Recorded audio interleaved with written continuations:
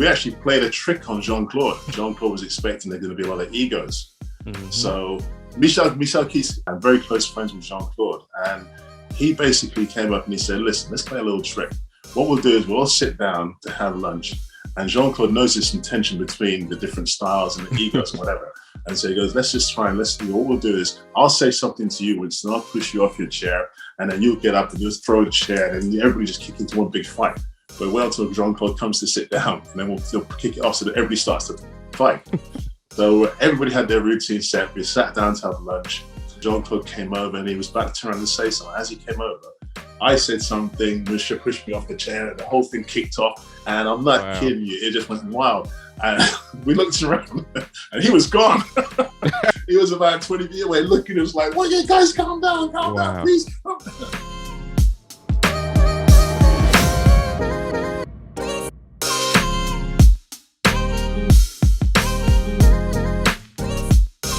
So, man, I want to hop out the gate with this question. Our fan base for the website, we have a large martial arts following. Right. Okay. And I think it's safe to assume you know a little something, right? I've been doing it a little while, just a little while. I'm 56 now. I've been doing martial arts since I was 12. Oh, man, that's awesome, man. Can you tell us a brief history on what's your styles and all that good stuff? I started with Lao Ga Kung Fu. And then I went on to study Hung Gar Kung Fu, then Eagle Claw Kung Fu. And then I started studying Thai boxing, kickboxing, and then jiu-jitsu.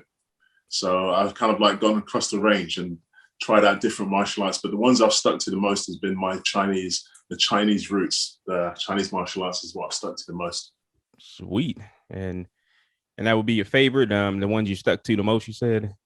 Yeah, my favorites have been the Eagle Claw Kung Fu. I studied that from Lao Ga Fei and Lao Ga Liang and Lao Ga Fu, Liang Fu. And that was a style that I found worked really well for me because of my height. And I had some, back then when I was a young man, I had some really good kicks on me. Oh, man. Now I'm sure you still got some nice kicks. They work, but not as often as I like them to work. You know what I mean? I got you. Yeah, I'm sure the power is still there. You know, will we lose? They say the power. They always say the power is the last thing to leave. Yes, that's sir. What they say. Sweet, man. So yeah, you've been at it a while with the martial arts. Yeah, I've been doing it for a long time. It's funny actually because I got into it by accident. I actually got into the martial arts by accident. I was a Boy Scout, and we were doing all these different awards, all these different activities to get your badges that you put on your sleeve for your activity badges. And they said that you had to have a hobby.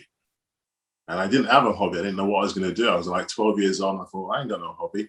And just that same week, they opened a martial arts school at the bottom of my road. And I didn't even know what martial arts was. But I went down there. And I remember there's about 10 or 15 adults in this room, and they're all doing these strange moves and these strange sights and these noises and stuff. And I'm thinking, I'll give that a go. And that was it. I was hooked. From that minute onward. Oh, that's interesting. Well, you are at least familiar, like you know who Bruce Lee was and all that stuff. And you know what? The truth of it is that I had no idea. And the thing about it is, it's really strange. People ask me this question all the time, and they always say, "Who was your hero and who was your mentor, or the person that you looked up?" And yeah, Bruce Lee is always the stuff that everybody says. But I remember the first time that I watched Enter the Dragon. That was my first martial arts film to watch. Was Enter the Dragon. And I remember the first one. Yeah, and I remember it was Jim Kelly that did it for me. I thought because being born here in the UK and going to school here, it was at the time when I went to school, it was just very few black people in the classrooms. It was literally 70 to 80% Caucasian, and the rest were a mixture of Indian and whatever, Yes, and so we never really had any role models to identify to. And they always talk about white history and no black history. So we never had no role models to identify. So I remember watching that movie. And up until that point, I'd watched a lot of films whereby you'll see black actors playing slaves or servants or whatever. And I remember watching Jim Kelly on the screen, I'm thinking, wow, this guy's like the coolest dude I have ever seen. Do you know what I mean? And I heard back in '73, that was he was positive and he had the best lines in the movies. You know what? I say the same thing to this day. He was the Yeah. coolest guy in the whole film, the best lines in the movie, and his physique was just incredible. Yeah. His He was physique was just incredible. You know what I mean? yeah, Way he ahead made of the his time. best. I want to ask, do you know the history behind his role in that movie? He was actually supposed to live, and John Saxon was supposed to die. Really? Yeah, and John Saxon went to his agent. He said, "Look here, I'm me, and who is this guy?" He said, so they switched their parts. And You're kidding me. yeah, that's very true.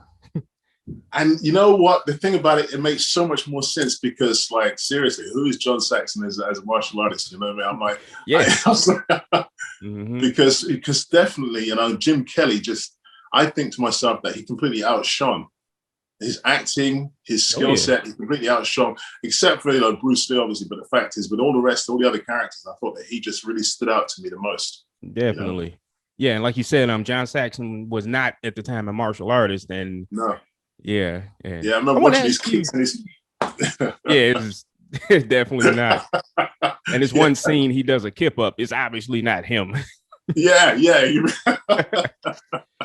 Oh man. But I want to ask you, being in the UK, I've only ever heard of this. So apparently in the UK, it's they shun upon martial art weapons like nunchakus and whatnot. And they actually go so far to cut them out of movies. Well, they don't cut them. Yes, they have been edited out of a lot of films here. Mm-hmm. And back in the 70s and 80s and 90s, when we used to have to be able to see a movie that showed the weapons, especially watching like the 36 Chambers of Shaolin and all these kind of movies. They would only ever show them at certain cinemas after midnight. You know, so that's the only way you can see them. And when you watch them on TV, they edit, because even Enter the Dragon, to this day, when they show Enter the Dragon on TV here, they always edit out the nunchaku scene. They show a very brief scene where he does, but they don't show a lot of the hitting techniques and stuff like that. I guess they don't promote it here very much. Then the martial arts crazy. Because even so over there, my age group, I came up with the Teenage Mutant Ninja Turtles. You probably heard of it. Yeah. But over there for a long while, they were renamed the Teenage Mutant Hero Turtles. That's right. Because of the word ninja. That's exactly. Your silly little things like that. It's funny, actually. It's true, because I worked on a movie called Quest. And I was going to ask you about that.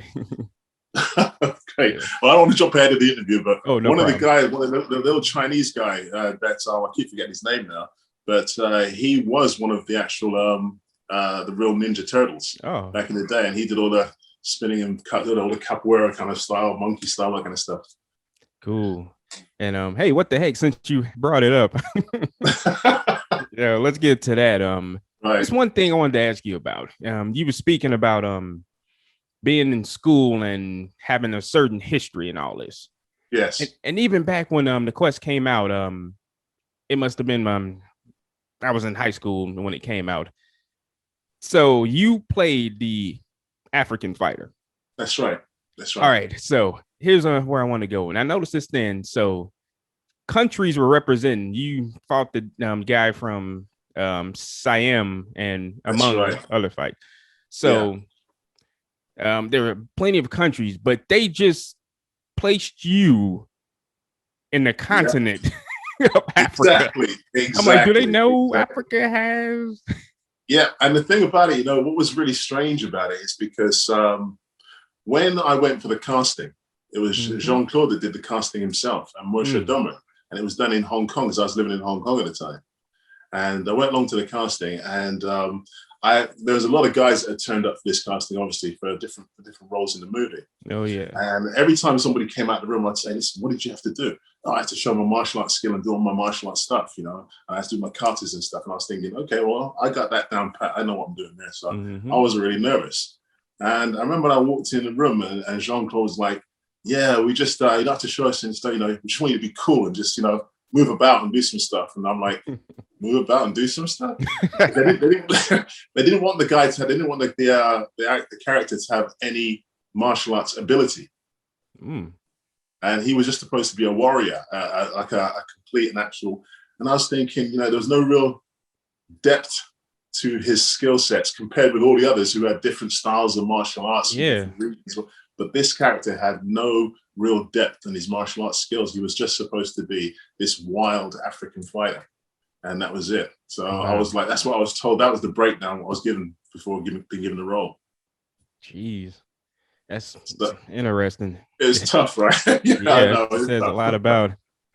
Well, you obviously. I mean, how did you obviously you got the role? I mean, how did you feel about that? Do you have any reservations? Like maybe I should or shouldn't? You know, the truth, if I'm to be honest, at the time, it was great to have that role because I've been working in Hong Kong for a number of years, working on a number of action movies with people like Jet Li and Jackie and Conan Lee and Robin Shu. I'd worked with all these guys, you know, in Hong Kong by that point. Met Robert Samuels and some of the amazing guys I had the opportunity to meet and work with out there. And this was coming to a time now where Hong Kong was going to be handed back to the UK. It was getting close. It was like 1996, getting into 1997.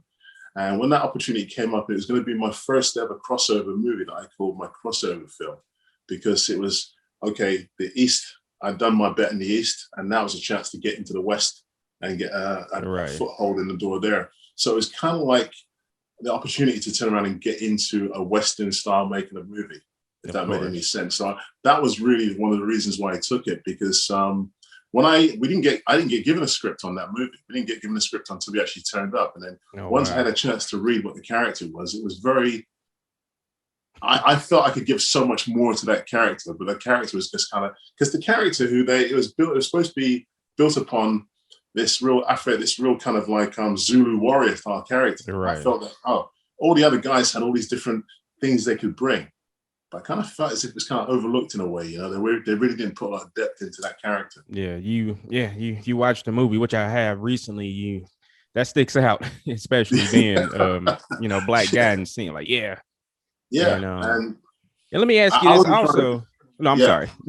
No, I was just trying to say, the thing is, I wasn't trying to be like prima donna or anything, but I just felt that I had rehearsed and trained and practiced so hard that I felt to myself that I had so much more to give this character, you know. And even down to I remember it was the night before I shot my scene. It was the day before we shot my scene. We've been rehearsing the fight sequences and whatever.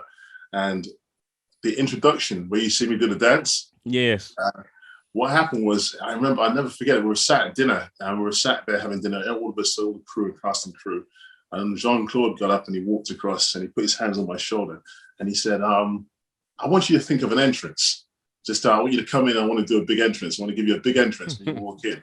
And that was it. He goes, so think of something to do for tomorrow. And that was it. That was what it was. And I remember thinking, You got to be kidding me. I've got Peter McDonald, one of the world's greatest directors. I've got Roger Moore. I've got all these guys. And I've got to think of something within 12 hours of what I want to perform tomorrow morning as an opening. And I remember sitting there thinking, I ain't got a clue. And I turned on a TV set. And the first thing that came up was African Mambata, the actual dance group, singing that's one of their traditional songs. And they were doing this dance routine. I thought, yep, that'll do. That's cool. So it worked out. Yeah. Oh, man. And let me ask you said you were at the dinner with all these. Now, I've been around. I'm a martial artist myself. Right. I've been around a dojo or two or martial arts school. And you run into, it just happens, egos. People, my martial art is better than yours. And what is that? Blah, blah, blah. Was there any of that on the set? Was it friendly? Was it, there's a lot of different, martial arts represented. Yeah, there is. And I have to say, we were out there for 6 months in Thailand filming that movie. And initially when we first got there, you could see that there was going to be some egos. Yeah. Because some of the guys that obviously worked with Jean-Claude before, they knew him personally. And so they were expecting to get more screen time and more of this, and their styles are better. And then there was, at the pool, during the day in the mornings when we used to go out, everybody be training by the pool, doing their exercises. You could see people were trying to outdo each other. You know what I mean? Yeah. But I tell you, it very quickly changed. And it became like a real brotherhood, for the time we were out there. We all started hanging out together. And it was so funny because we actually played a trick on Jean-Claude. We actually played a big trick. And not a lot of people know about this, but we used to have lunch every day at the same little spot, and they had these little metal chairs that we'd sit on, these little metal tables, and we'd sit there and have our dinner. And we had made up this whole thing whereby, like you say, Jean-Claude was expecting there going to be a lot of egos. So what it was a guy called, I've forgotten his name now, but he played, it was the ponytail. I forgot his name. I can't believe that. But anyway, he had, his brother was Tongpo in the kickboxer movie. I know his last name is Casey, something. Yeah, Michel Casey. Yeah, there we go. Yeah, and he was actually a fantastic man, very close friends with Jean-Claude. And he basically came up and he said, listen, let's play a little trick. What we'll do is we'll all sit down to have lunch. And Jean-Claude knows there's some tension between the different styles and the egos and whatever. And so he goes, let's just try and what we'll do is I'll say something to you, Winston, I'll push you off your chair, and then you'll get up and you'll throw the chair, and then everybody just kick into one big fight. But wait until Jean-Claude comes to sit down, and then we'll kick it off so that everybody starts to fight. So everybody had their routine set. We sat down to have lunch. And I'm not kidding you, Jean-Claude came over and he was about to turn around and say something. As he came over, I said something, Monsieur pushed me off the chair, and the whole thing kicked off. And I'm not kidding you, it just went wild. And we looked around and he was gone. He was about 20 feet away looking. It was like, well, you guys calm down, please calm down. That'd been great. Burst into laughter. It's funny. It was really good. Man, no, I'm glad that worked out that way, because I imagine that could have been. No, there was a lot of egos in the beginning, but like you say, the guys, I think what stood out was the fact that they were professional martial artists, you know, and there was a respect. There was a genuine respect for everybody else's art, you know, and what you actually studied and what you'd become, you know, for you to be there on that film set. It meant that the process you had to put yourself through and the training, because, you know, Jean-Claude said that he was looking for some of the world's greatest martial artists to do this movie. And, you know, I'm not trying to put myself in that category, but it just felt as if to say, well, it was an honor to be there. So the last thing you're going to put in front is the ego, you know? Right. Now, sweet. I know we're moving ahead. Let's go back a little bit. When did you get bit, so to speak, by the acting bug? What made you want to become an actor? You know, that's a very good question. I didn't actually want to become an actor. I didn't want to become an actor. I was actually a martial artist, and I had fought. By this time, I was in my early 30s, and I had been fighting on the European scene, doing kickboxing and Thai boxing, and won a couple of championships.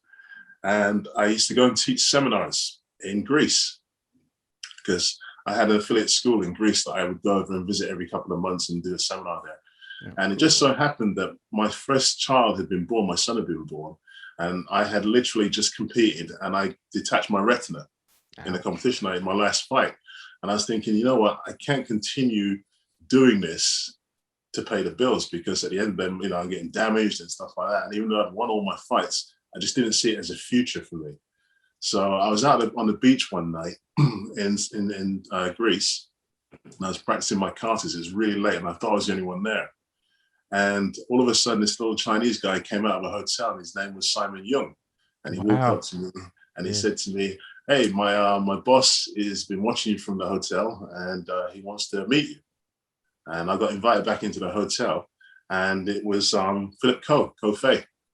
And he would have been working out there. I'd seen him in hundreds of movies, obviously. And also Jackie Chan was out there at the same time, location shooting, and they were all sat having dinner. And so they invited me to join, and the next thing I knew, they offered me a film on the movie, and I was like, and I got brought to Hong Kong within 6 weeks to make my first picture. And I remember being on a film set for the first time, and I had no experience of what it was like to be on a film set. Yeah, just super green. Yeah, you know, I mean, I was super green, believe me. And I'm a real martial artist, so everything is real powerful and very linear and whatever.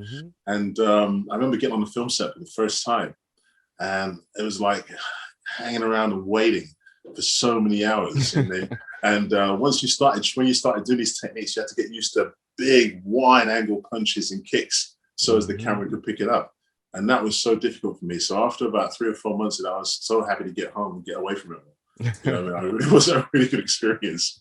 Yeah, they and they're real. The Hong Kong martial arts cinema, they're real tight knit. And they don't usually let everybody in. That's awesome. That's the thing, you see. It was really good, because the thing is, I didn't acknowledge that until later on, because when I came back to the UK, I had met some really good people out there, like Robert Samuels and you know, Mark Houghton, and as I said, Robin Shu was Mortal Kombat, starring Mortal Kombat. Michael, and these guys encouraged me to come back to the Hong Kong to make more films, and said, you know, you want to take it up, you want to really go for this. So I ended up they convinced me to come back to Hong Kong. And when I came back, that's when I really started to understand and learn more and start to develop my skill sets more, because the fight sequences were so long. You know, when you do a fight sequence, then, you know, you do a whole complete fight sequence. When I came back to the UK and I did a movie and I was doing a fight sequence in the movie, it's like 1, 2, 3, okay, cut, and then change angle, 1, 2, 3. I'm like, I had so much more to give, you know what I mean? Yeah, and if I'm not mistaken, doing Hong Kong fight choreography, they do it on the spot, right? Oh yeah, they work it out on the spot. There's no like you get a chance to rehearse it at home or they practice it at home. You turn up on the day, and Philip Coe was one of the greatest guys for choreographing fight scenes. He was absolutely amazing to work with because he knew your skill sets. He knew what he could make you do. And he would choreograph these fight sequences. They'd just come off the top of his head, okay, I want you to do this. And then this guy's going to do this. And I'll be like, you're trying to remember all these moves. But basically, he would put you in such a position and change the camera angles. And it'd make you look so proud. It was amazing what he did. And it made me realize that, you know, you have to be on your game as a martial artist to be able to turn around and do films out there in Asia, because you need to know your stuff. Sweet. Man. Now, I want to ask you about this, sticking to the movies. So it basically, from what you're saying, it was just meant to be. Being an actor. It was meant to be. It was my destiny. Yes. And now I want to ask you about this one in particular movie you appeared in. And it's a great movie. I'm proud of the movie because it was filmed in my hometown of Chicago. I'm born and raised in Chicago. Right, okay. And the movie being a little independent movie, and it's called The Dark Knight. Okay. A little independent, yeah. Might have heard of it though. Well, you were in it. Yeah, heard of it. Exactly. But interesting. So you are in what is easily the most popular scene in the movie, right? And so that's I want to ask you this. I was curious about. I don't know. A lot of the movie was filmed in and around Chicago. Right. That was an interior. Was that filmed in Chicago or like LA? No, that was filmed in the UK actually. And what happened I was actually away in the Bahamas. I've been away for like 16 months filming two movies, Parts of the Caribbean, 2 and 3 back to back. And I got a phone call from my agent saying they want you to do the Bond movie, the first Bond movie with Daniel Craig, because they were filming in Bahamas as well, but we were on a different island. And I remember we asked the request with Jerry Bruckheimer whether or not, you know, I could get to come take some time out to go and film on this other movie, because literally I was sitting on the beach doing nothing for a couple of weeks. And he was like, nope, can't be done. And then a hurricane hit. I remember this big typhoon hurricane hit the Bahamas, so we had to be evacuated. So we were allowed to go back home. And I landed back in London. And I remember the day I landed in London, my agent said, they're so happy you're here because they want you to come and film on the Batman film with Heath Ledger. Nice. And they're filming in central London, and they're filming next week. And it was all interior scenes. So that was a scene that was shot interior in London, in central London. Interesting. I did not know that. I just assumed. Yeah. I was on that set for about 3 or 4 days. It was 3 or 4 days that was shooting that. Sweet. So, man, obviously Heath Ledger's in the scene, but we've been talking a lot of martial arts. And just so happened another martial artist was in the scene. Oh, yeah. You were working for his character. Yeah. Michael J. White. Yeah. I tell you, the funny thing is, I got a lot of respect for that man. He has done so many amazing things over the years, you know, and he's really stepped up into the role of the new Black Dragon. You know, he really has stepped into that role. And somebody I admire a lot, somebody that I definitely admire a lot. And it was great to work with him, because the funny thing about it is that he had done The Spawn many years previously. Mm-hmm. And while I was in Hong Kong, they did this, I don't know how to explain it, but they used to do this routine. It's like a little thing they did where they put on these little shows in the malls and in theaters, whereby they'd bring out the Spawn character to fight all these bad guys, and they'd film the whole thing and surprise the audience before showing the movie, you know? Oh, that's cool, yeah. And they shipped over the costume, and I was the one that wore the costume, and I was the one pretending to be. So actually cool. I actually got some good pictures actually in the Spawn outfit. So when we actually got to work on Batman together, I remember showing it to them and saying, hey, look, see, I actually played you years earlier. That's that costume, as awesome as it looks very uncomfortable. Can you confirm that? Believe me, that was one of the most uncomfortable costumes to wear because it was latex, it's very thick latex rubber. And when you put it on, it was like it completely sealed you.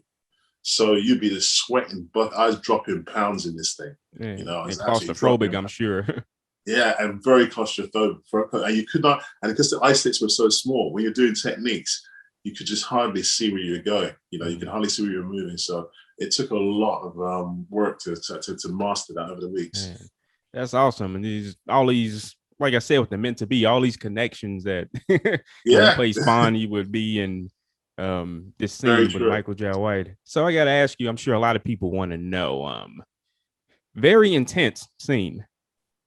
And know you with the monologue that's going on and the impending danger of your character. You know, you got a gun to your head, right? And exactly, and all that stuff. I mean, how was you say you were on about 3 days? How was it watching Heath Ledger work? I mean, he had a lot to say. I mean, he was an amazing, you know, because he's a couple of years older than my son. And I remember the first time I met him on set, he was just hanging out. It was like he was just hanging out, and he was doing these little tricks. He had these coins that he'd put on his elbow, and he'd catch the coins. Oh yeah, and, you know, that's an old martial arts trick, you know, for speed training. And I remember all the times, and I saw him doing. He had about 3 or 4 coins. And said, "Listen, you really want to impress me?" And I took 10 coins, and I did it with 10 coins. And from that, we started showing each other these little tricks, and that's how we got talking. And so we talked between takes. And I remember the first time it happened. And we were just chatting away, and all of a sudden the director called us back. Christopher Nolan called us back and said, "Okay, it's time to take a scene." And his character just switched straight away. It was just immediate. Transformation was immediate. And the scene that you're talking about, yes. And he looks down to me. We had just finished playing that same trick, literally about a few minutes beforehand. Oh, wow. And I think that's one of the reasons why he acknowledged me in the scene, and he looks down to me like that. But my reaction, the facial reaction you see, that was real, because I thought to myself, this guy's just changed. You know? He's just changed in front of me. And so it's kind of like a very natural reaction from me in that scene. Yeah, apparently he did that a lot to a lot of actors. And it supposedly happened to Michael Caine in another scene. He was supposed to have lines and he forgot it. He was just staring at him. And he just, so that makes sense. So he wasn't doing the method acting like in character off camera and all that. No, he wasn't.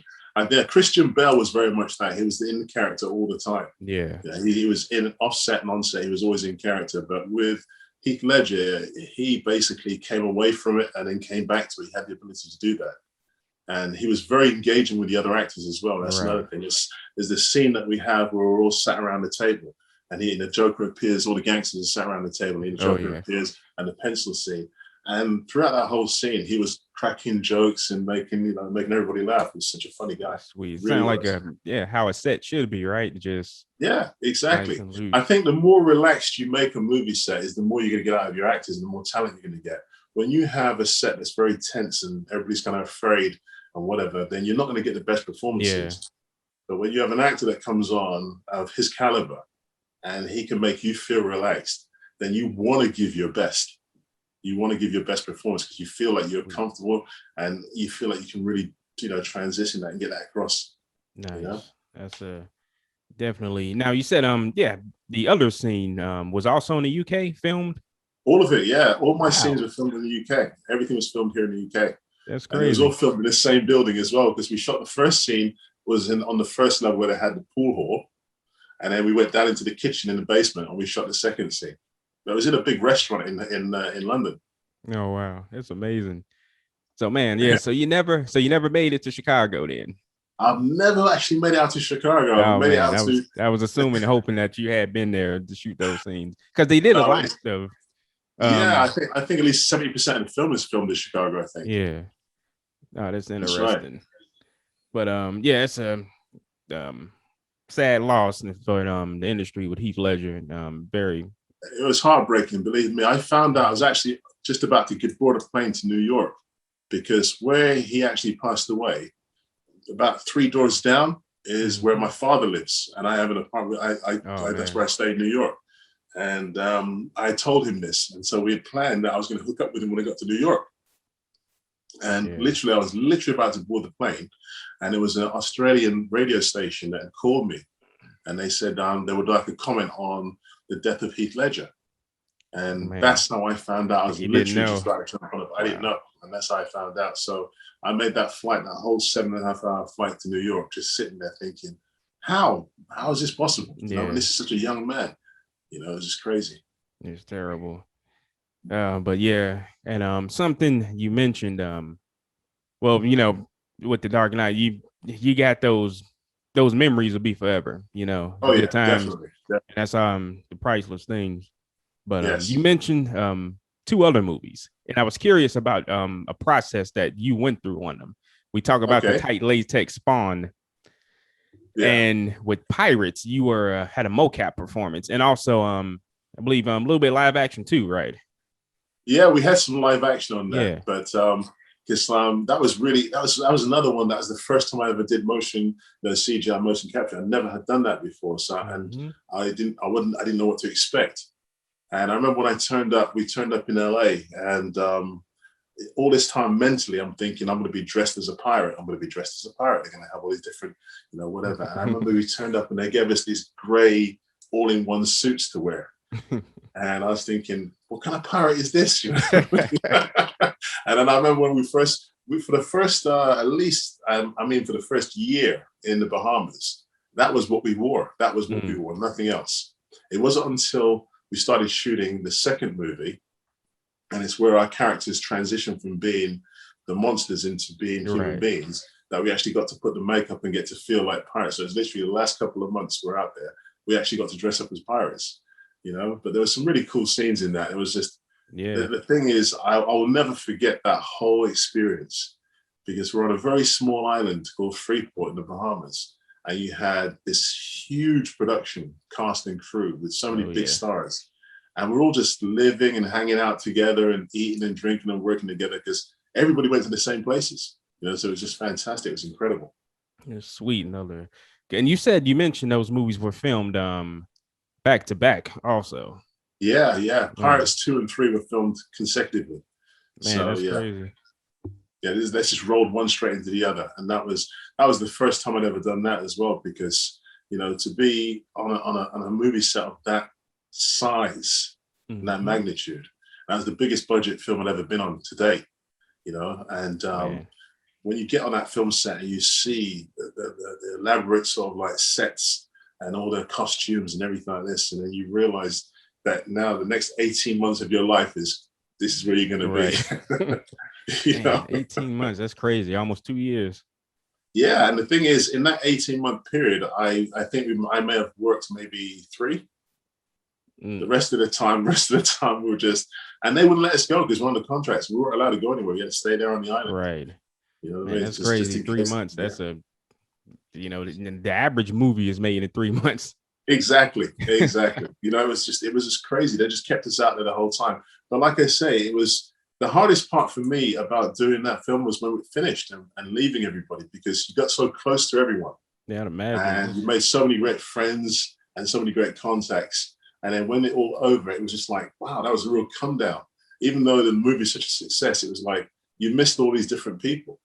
And it was crazy. That was a hard part for me. But over the years, you sort of reconnected with certain people, and I've been on different film sets and I bump into them. I'm like, oh my God, you know, it's like meeting family again, you know? Sweet. Now, I have an interesting question to ask you. I'm being from the UK, and as far as how you see things happening over here, in America. So you've been over here before, definitely. Yes. And but of course you reside in the UK. Yes, I reside here, but my father lives in New York. I've lived in Miami for 4 years, and then I moved up to New York for a little while, and then I came back to the UK. Sweet. And I think that'll make it those experiences make this question even more interesting. So as you know, it's been a heck of a last year and a half with the pandemic and whatnot. Oh yeah. And tell me about it. A lot of stuff is happening, especially over here stateside, and a lot of blatant, or what was I wouldn't say I'm trying to find a good word, but now a lot of blatant systems of racism has been exposed. And I've interviewed a few people. I've interviewed actually Robert Samuels was my last interview. Oh, my brother Robert, yeah.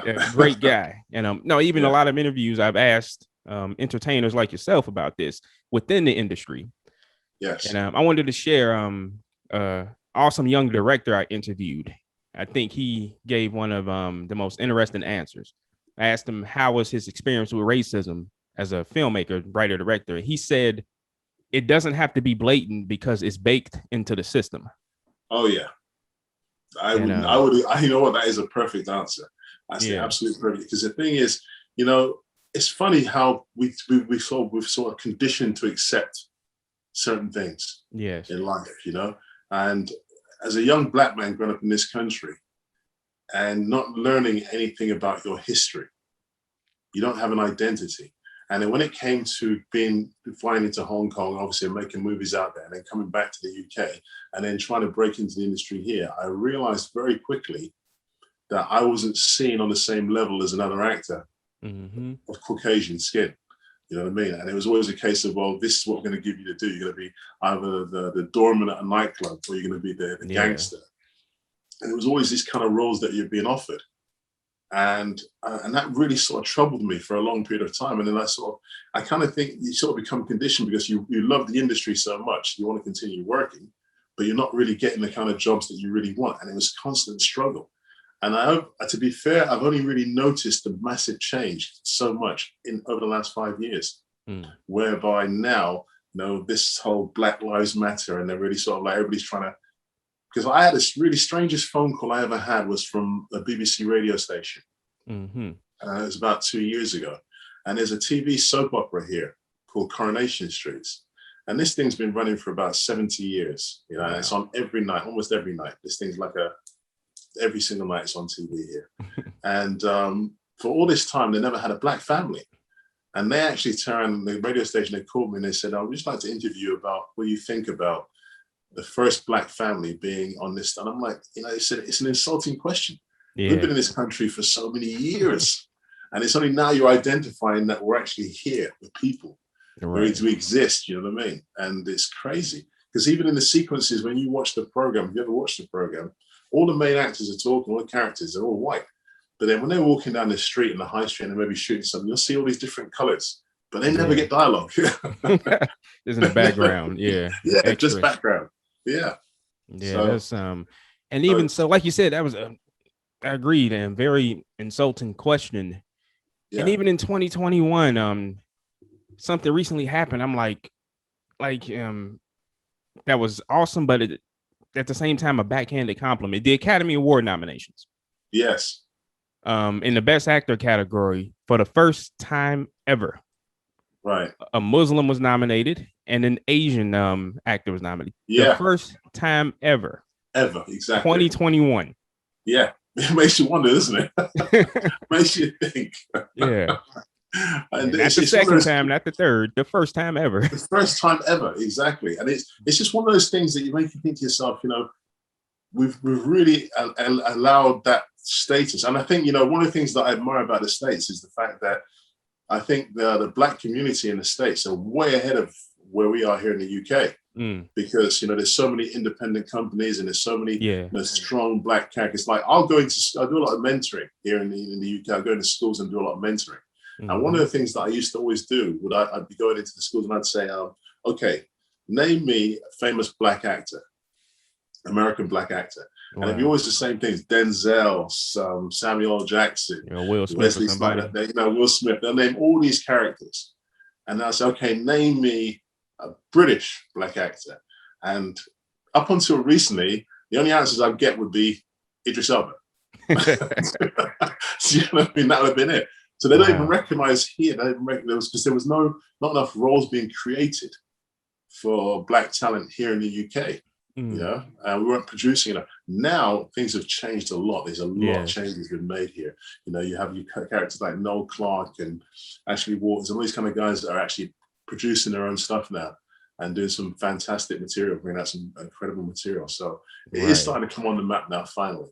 Good, and that's interesting you say that. I guess communication needs to be tightened up between Black Americans and Black British or from the That's UK right. because a lot of people, a lot of Black men have the perception that it's all rainbows and sunshine for Black people over there as far as the industry.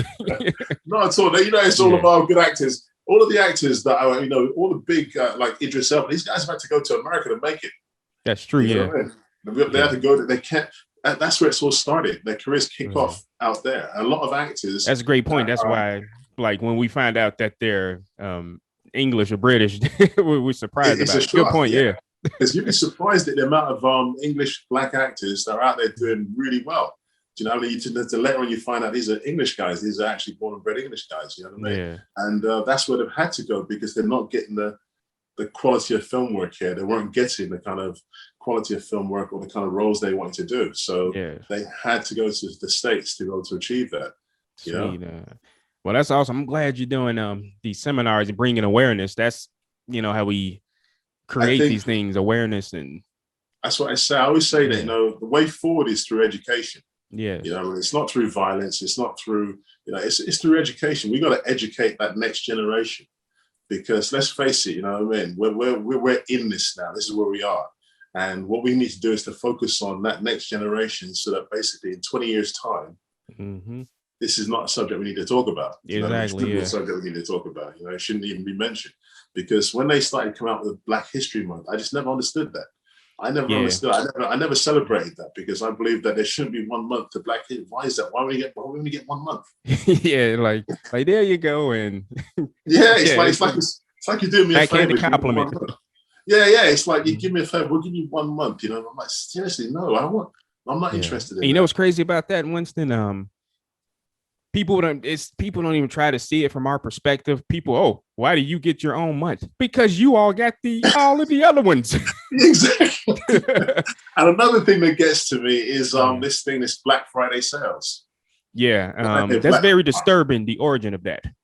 Exactly. And a lot of people don't know.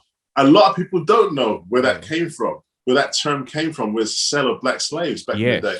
And I'm like, you don't seem to realize that how insulting that is to use that terminology and use it in a way. And the thing is, it's like, come on, man, seriously, just do some thinking, put some thought behind it. Like you said, it's all about the education. And that's right. It's crazy. These basic things that should be known are just totally under the rug. Yeah, exactly. So that's why I spend a lot of time going to schools and colleges and talk to young people. I work very close with certain members of the government here, whereby we try to put about different changes and things that we can, you know, how to help make change. And it's through education. It's about turning around and giving young Black people and the role models, positive role models, teaching them history and not being afraid to teach history as it was. And I think that's a lot of things. People don't want to admit that. They want to put their hands up and say, we used to keep slaves and we used to do this. They're afraid of what that might do, but it's understanding. It's going to bring understanding. And I think it'll bring people more closely together so that Caucasians will understand what it is we've been through. Right. And a lot of people respect that, I feel, you know? Sweet. Yes, exactly. Not just the education for ourselves, but like you said, for everybody else. That's what's going to... It is. It's got to be for everybody. You got to educate everyone because it's not just about educating the minorities, and I hate that word, but it's not just about educating Blacks or Asians. It's about educating everybody because we're sharing this planet. You know yes, I mean? That's right. And and the thing about it is we have to try and work it out how we can all live together. Yeah. And if this keeps going the way things were going before, man, I don't know. And that's interesting you say that. We've even gotten a little bit of flack at the website Black Action Stars, as you can imagine, because of the name. Because of the name, yeah. And you know, we told people, Jordan, who runs the site, he's been on my podcast, and it's not only Black people action. No, you know, but we've been backed into this corner because society puts us in these categories. Exactly. And the purpose of the website is to say, look here, we're talented, we're here, we want to work, we could do martial arts, we can act, we can be directors. Yeah, and this is saying that we're here also. Yeah, and that's another thing, you see, because I hate that where they have these tokens and they think, oh, well, we need to have this. And I'm like, listen, don't give me I don't want anybody to give me anything. Right. I want to earn it. If I'm good enough for the job, give it to me. Don't give it to me because I'm black. Don't turn and credit me because I'm black. Give it to me because I'm good at my job.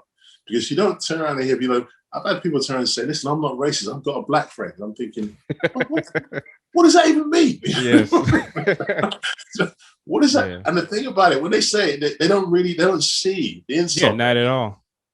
It's completely oblivious to it, Or someone I was talking to someone the other night, actually, and she was like, she's a white woman, and she was like, since this whole thing, the COVID and all these riotings and Black Lives Matter has happened, she was like, I can really identify with your struggle now, because over the last few months, I've seen what you guys have had to go through. And I'm like, you haven't got a clue until you have lived in this skin, born in this skin. You'll not understand. You'll never understand. Yeah.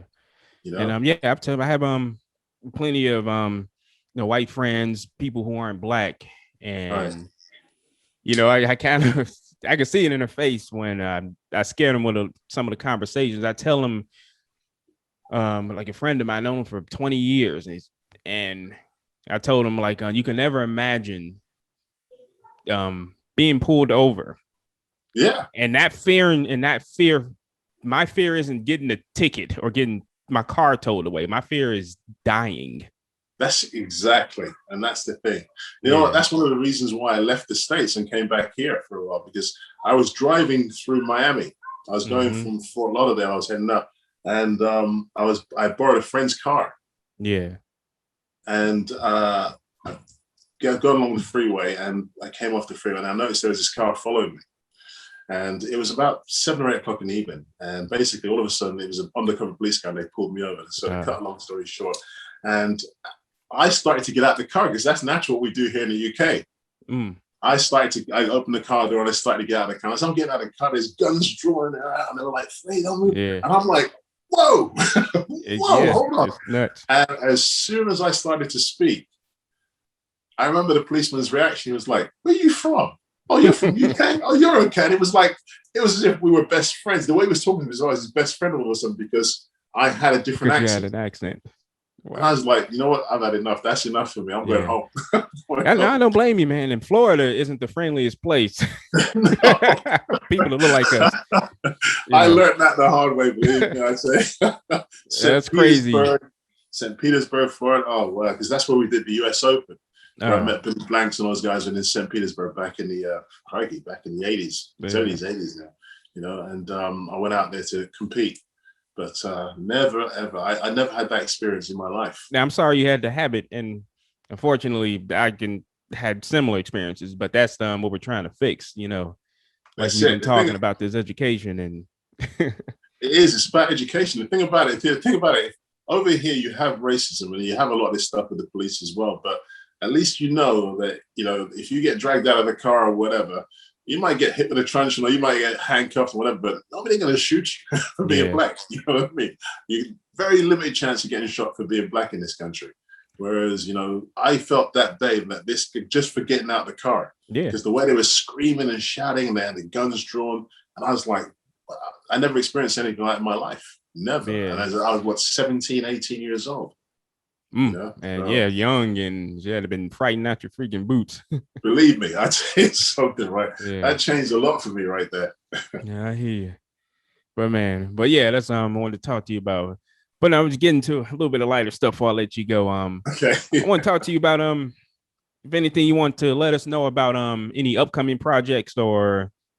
Yeah, right now I'm an executive producer on a feature-length documentary.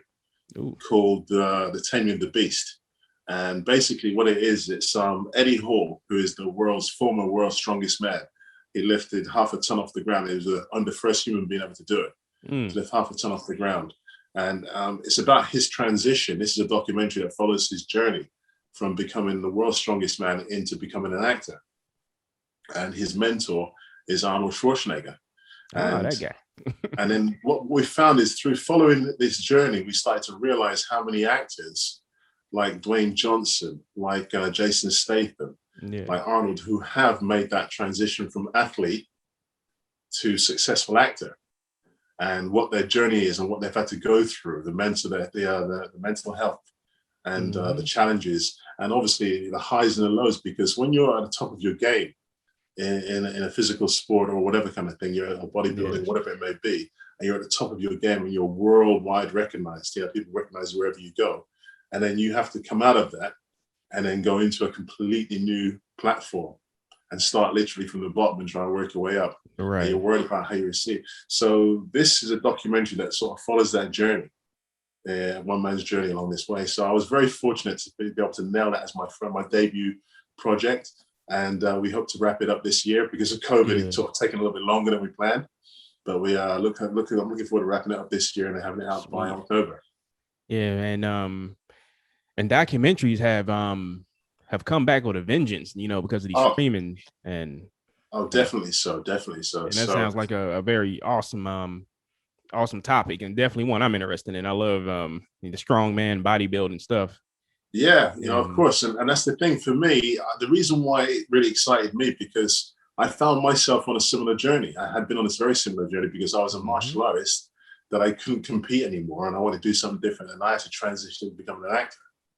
And so even though it was like 30 years prior, it was something that really resonated with me. And so when Eddie approached me about doing a documentary, I looked into it and I thought, that's a fantastic, just a unique, something that really hasn't been tapped into. And then you realize how many big stars, some of the biggest stars in the world, like I said, Arnold Schwarzenegger, Dwayne Johnson, Jason Statham, these guys have all come from these types of backgrounds. And now they're at the top of their game in the film industry. So definitely, it found it really interesting topic, Sweet. Well, yeah, no, definitely. And does it have a name yet, or you just don't have a title? At the moment, the working title is called The Taming of the Beast. Oh, that's awesome. Yeah, because Eddie's nickname is the Beast. He's known as the Beast. That's his branding nickname, and it's about basically. I've definitely seen him around. So yeah, he is phenomenal, man. He's doing a TV show out there at the moment called Eddie Eats America. Ooh. You want to look that one up, because this guy can eat 15,000 calories a day. I would imagine. No, seriously, I took him to a restaurant for a steak meal. That's a mistake I will never make again. Oh man. That's well, let me wrap this up with a nice. I always throw our guest a little fun question. Okay. Out of left field question is what I call it. So 3 choices. All right. You only get to keep one. The other 2 you can't do, you can't watch, you can't ever have anything to do with them again. So you have to pick one to do forever. So with you, I've come down to martial arts, acting in movies, right, or living in the UK.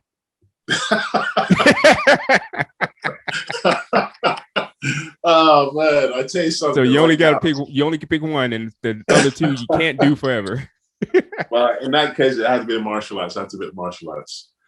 The martial arts has given me everything in my life. It's given me grounding. It's given me focus. I suffer with dyslexia, so it taught me how to, the discipline in the martial arts gave me discipline in learning my scripts and my scenes and stuff like that and whatever. So I've learned so much from the martial arts. I've gained so much from it. I am the man I am today because of it.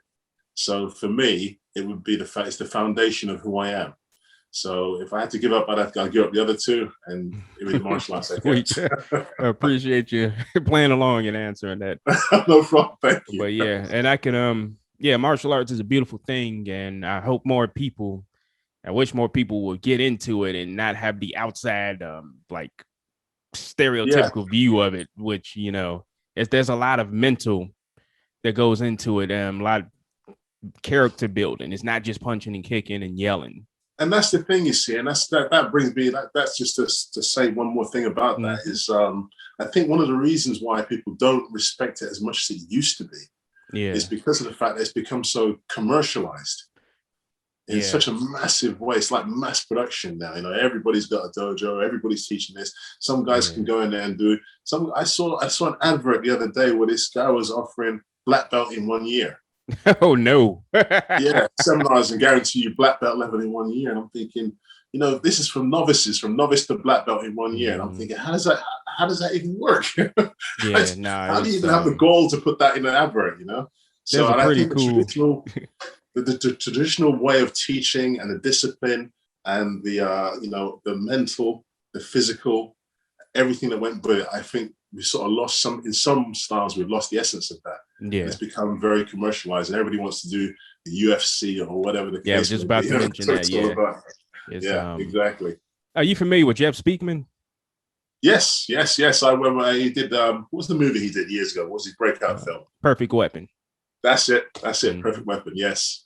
Yeah. And he recently did an interview with Scott Adkins.